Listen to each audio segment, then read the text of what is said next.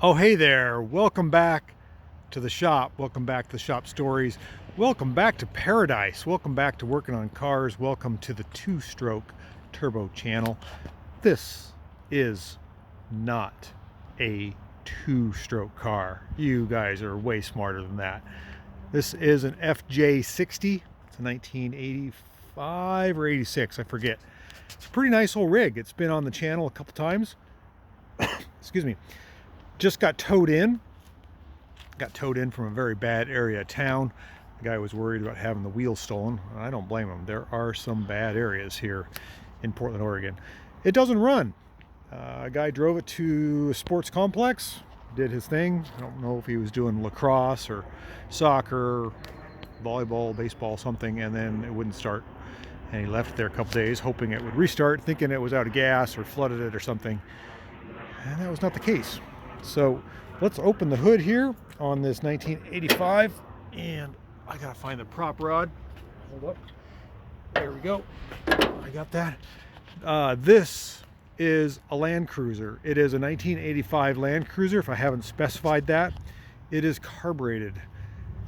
I think they went to fuel injection shortly after 85, but it still has the choke, like a manual pull choke inside the cab.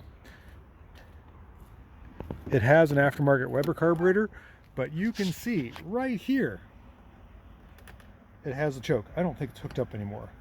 It no longer has a manual choke. It has an electric choke with a DGV 3838. I think it's called a 38. Maybe it's DGAF.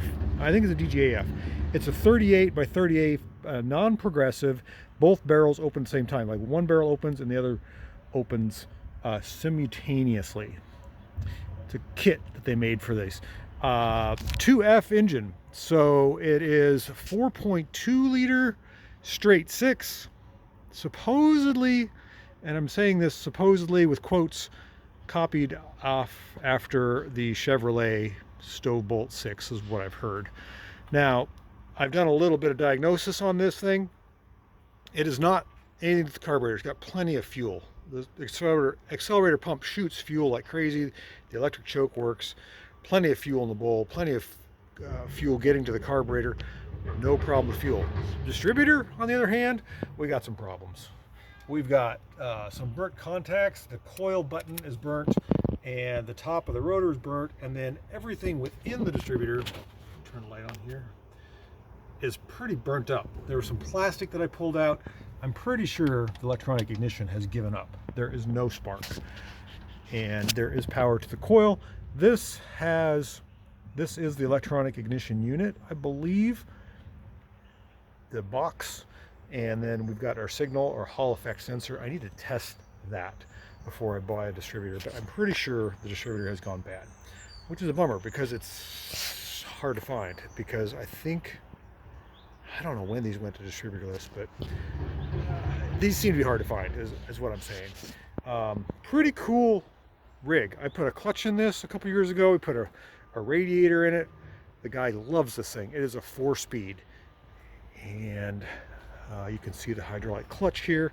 You can see the power brakes here. You can see that it's got some type of a cooling system for the brakes or the exhaust system.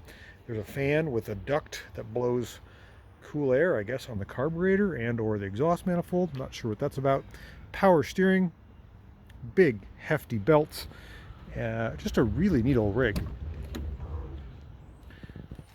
Take a look at the dash here. We've got our multi-function gauge. Let me turn this light off now because it's very glary.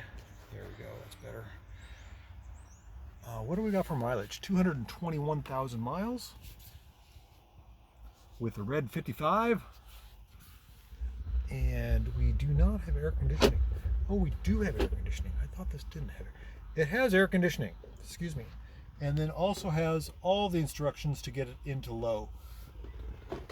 Double straight axles. Has a straight axle on the front, straight axle on the back. Neat old rig. Very fun. So we're gonna get this thing going. I've got to order a part and do a little more diagnosis and see if we can get this thing to fire up. It's been sitting here for a couple days and I just haven't had time to get to it, but wanted to show you guys. It is the round headlight version of a 1985 FJ60. Pretty cool old rig. deserves to be back on the road. It is a daily driver. I don't think it's the original owner.